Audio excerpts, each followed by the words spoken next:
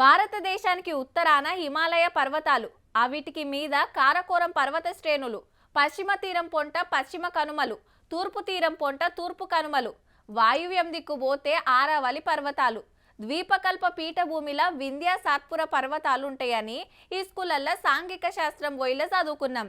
దేని గొప్పతనం దాందే, ఉన్నట్నట్లనే ఉంచితే ఏంలే, ఏమైతుందని టచ్ చేస్తే ఏమైనా జరగొచ్చట మరి.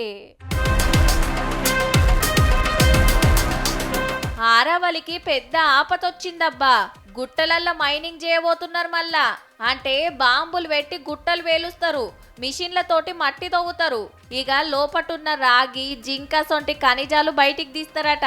100 ఫీట్ల ఎత్తున్న కొండలల్లో మైనింగ్ చేస్తానికి సెంటరోళ్ళు ఫుల్ పర్మిషన్ ఇస్తే సుప్రీంకోర్టు సుతా సరే అన్నది.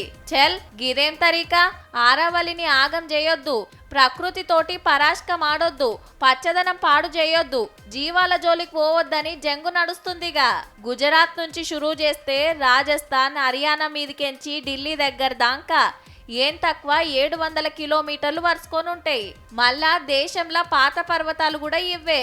వాతావరణం కింద మీద కాకుండా కాపాడేది ఆరావళి కొండలే మరి.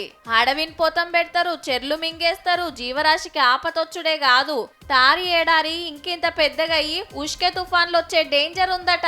గందుకే గుట్టలను పవేటోళ్ళకి ఎట్లిస్తారని లోకల్ పబ్లిక్ కు ప్రకృతి మీద పాయరం ఉన్నోళ్ళు లడాయి ఎత్తుకుంటే కాంగ్రెస్ పార్టీ ప్రతిపక్షాలు హిమ్మతిచ్చినాయి. భారతదేశాన్ని పొల్యూషన్ కి విండ్ నుంచి ప్రొటెక్ట్ చేసి మన భారతదేశాన్ని క్లీన్ అండ్ గ్రీన్ గా ఉంచుతుంది. కానీ ఇవాళ ప్రైవేట్ వాళ్ళు అది చేయడం చాలా బాధాకరమైన విషయం.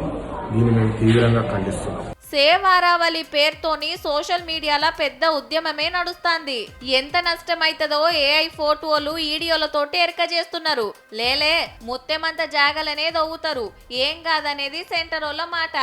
ఇప్పటికే ఆనాకాలంలో ఎండలు, ఎండాకాలంలో ఆనలు, పొద్దుకు 3 తీర్ల మారుతుంది వాతావరణం. ఇప్పుడు ఈ గుట్టల పని కూడా పట్టిండ్రా అంటే ఇంకెంత ఆగమో.